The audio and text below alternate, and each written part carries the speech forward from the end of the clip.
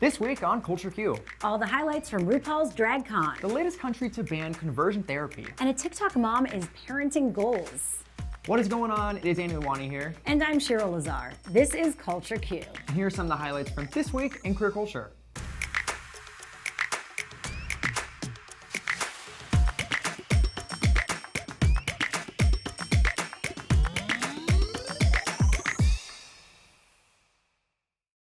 Last weekend, RuPaul's DragCon sashayed its way back to the Los Angeles Convention Center, marking the event's exciting in-person return after the pandemic shut things down in early 2020.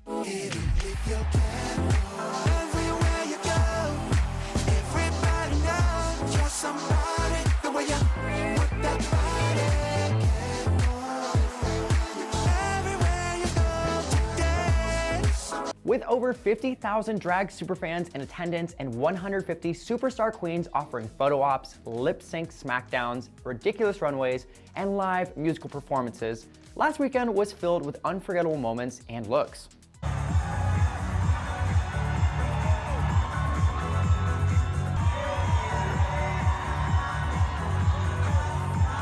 And RuPaul herself was at the center of some of the event's more viral moments. Like when Ru hilariously couldn't remember Drag Race royalty Jinx Monsoon's name. You know, one of the things I told this one right here, because your name is Jinx.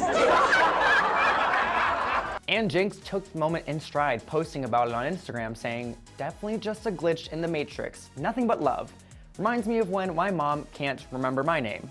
The moment had fans laughing too, one Twitter user screaming in all caps, "I will never recover from this." The event also featured loads of panels where fans could watch their favorite drag artists talk about important issues, like former New York City Council candidate Marty Cummings urging fans to get involved in their communities. Local politics is, in my opinion, it's like the foundation of democracy. There is truly something for everyone, including family events where Drag Race's youngest fans had the chance to lip sync and vogue the house down with their favorite stars. And of course, after a few years away, seeing DragCon back just warms all of our hearts. With Pride season around the corner, we've got a ton of queer AF shows and movies coming out of Hollywood, marking an exciting time for on-screen representation. Let's take a look. Following the massive success of Heartstopper, Netflix Studios has another LGBTQ-focused show, and this time it's one for the ladies. It's Juliet, right? Yeah. You're Calliope? Well, Cal's good. Who are you, Calliope? Where'd you come from? The series called First Kill will follow teen vampire Juliet and teen vampire hunter Calliope as they're both tasked to make their first kill, and unfortunately, they are each other's marks. Okay, Buffy and Twilight stans, eat your hearts out. Addicted to loving you, how does it feel? You're nothing like the monsters I grew up hating. I just want to live my life. Can't be together. It won't work. I've forbidden you from seeing her. We're not supposed to be. I know my feelings for you are real. Based on a 2020 short story by YA author V.E. Schwab, even the trailer for the series has people online talking, and I'm even kind of obsessed. Like this fan who tweeted, "First Kill has everything. Forbidden love, vampires, enemies to lovers. I am begging all of you to watch." And Netflix isn't the only studio bringing us new queer titles this summer. Amazon Studios just announced 2 new comedies, My Fake Boyfriend, starring Keenan Lonsdale, Dylan Sprouse, and Sarah Hyland, and One Up, featuring Paris Beryl, Ruby Rose, and Harry Neff. And Hulu's latest film, Crush, makes it clear that we're starting to see an uptick in sapphic-centered stories in the mainstream media, which is definitely refreshing. You can catch First Kill when it hits Netflix on June 10th, and My Fake Boyfriend and One Up on Amazon Prime later this summer. The newest season of the hit reality show Selling Sunset recently came to an end, and last week's shocking episode reunion has everybody talking, especially people in my friend group. Centering on the Oppenheim Group, a high-end real estate firm in LA, if you didn't know, this series follows a group of agents as they navigate both their personal and professional lives, becoming one of Netflix's reality crown jewels. For now, I feel like things are going really well. I would love it if Chriselle and Jason got married. I just don't want Jason to hurt her, though. Where are you guys on babies?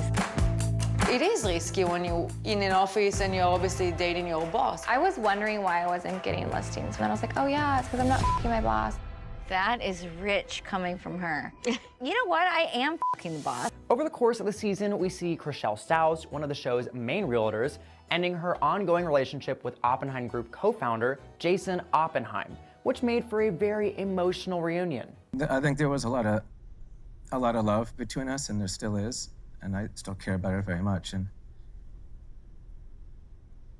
this has been a very difficult breakup. And it was later revealed that Chrishell is in a new relationship. This time with non-binary Australian DJ G Flip, which led Chrishell to open up a larger conversation surrounding her sexuality. And I know that some of you won't understand this or agree with this, but for me, it is about the person. It is about their heart. And yes, there's that part of you that's like what you're attracted to. But for me, I am attracted to masculine energy, and I don't really care what the physical form is. The star went on to describe G Flip's gender identity as being on both sides of male-female, something queer fans of the show were quick to celebrate. This fan said, Chrishell schooling her Selling Sunset fanbase on gender identity was not on my bingo card, but here we are. And now it's time to take a look at all the LGBTQ news you need to know. First up this week is a development in the ongoing battle in Texas surrounding the rights of trans youth. The Texas Supreme Court struck down an injunction that was put in place in early March that kept parents who provide gender-affirming care to their trans children from being investigated for child abuse. Oddly enough, the court ruled that the injunction would remain in place for the one family who sued the state, meaning they will no longer be investigated, but other families remain at risk. There are at least 9 investigations currently open. On a slightly more positive note, we've got some good news coming out of Greece this week, as they are the latest country to ban the horrific practice of conversion therapy. While the news is definitely encouraging, it doesn't come without its drawbacks. Similarly to what happened in the UK, there is a small loophole. Chief Economic Advisor Alex Patelis made a statement saying, "We've allowed conversion therapy amongst adults if there is specific consent." This troubling point in this all has left many to argue that no one can truly consent to the practice, like Remy Bonney, an LGBTQ+ activist and executive director of Forbidden Colors, who said, "There is no such thing as giving consent to conversion therapy. Are we allowing self-mutilation in Greece or the UK? No. So why would we allow psychological self-mutilation?" Over in Poland, there's more of these so-called LGBT-free zones being struck down in a big win for queer rights.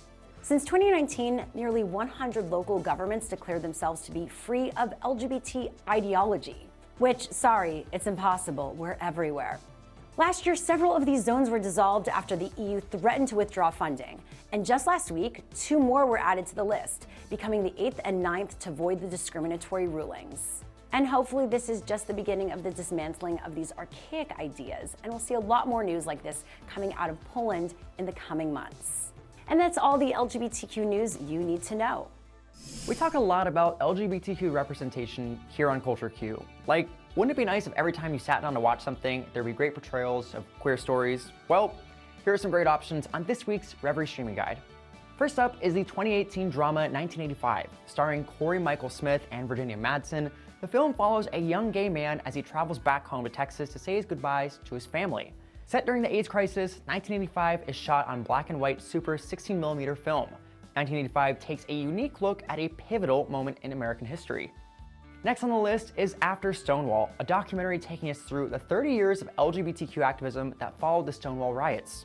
Directed by John Scagliotti and narrated by Melissa Etheridge, the film is a sequel to the 1984 film Before Stonewall and takes an unflinching look at how far we've come and how far we still have to go. And last on this week's list is Before I Got Famous.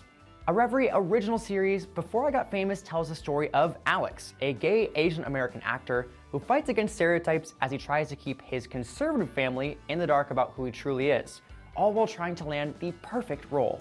As always, you can find all these amazing titles and so much more streaming right here, right now on Revry. With so much concerning news surrounding parents of LGBTQ children, it's refreshing to see this inspiring story about a mom getting it so right. Ika McLeod is a mother of 3 children, Evan, Eli, and Ella. And on her TikTok, which has amassed 2.5 million followers, McLeod gives us all a raw look at her life parenting a non-binary child, a child with cerebral palsy, and multiple kids on the autism spectrum. We've taken y'all along on our very unique family journey. You know, we're a very diverse family. We definitely are not what you'd consider the norm. And we've shared a lot of Evan's journey from starting to wear dresses to, you know, stating that he identifies as a girl boy rather than a boy, which is the gender he was assigned at birth. In her videos, McLeod opens up about her struggles of parenting, offering hope to others who are in similar situations, and is a shining example of how to talk to your kids about topics like gender identity. Did you call Evan a boy? Yeah. Was Evan kind of mad at you? Yeah. Do you understand that Evan says he identifies as a girl boy? Yeah. Yeah? I was girl. And I was girl. I was girl boy. There you go. That's it. Give me a high five. Woo! All right. She said, "My goal with my kids is to let them experience everything, even if that means allowing that is going to be extra challenging for us." And that she's trying to validate and normalize the lives of families like ours. And she wants to make it clear that the journey is ever-changing, and she is just following the kids' lead. You've watched Evan's natural progression, so it's just one day at a time. Does this mean she will change her name? Not necessarily, but if she does, of course, I would respect her wishes. As of now, Evan is still using Evan, but again, she is now going by she, her pronouns and would prefer to be referred to as my daughter and as sister instead of brother. Hope that information helps. We love all y'all. Mwah. I am just obsessed with this family. I know, I feel like I'm gonna go to bed now and just like stumble through more videos of theirs and just go through a TikTok black hole. But for now, it's Annie Lawani signing off. And I'm Cheryl Lazar. Thanks again for hanging out with us this week. And of course, be sure to catch Culture Q each and every Thursday at 8 p.m. Eastern. Live and always on demand, right here on Revry.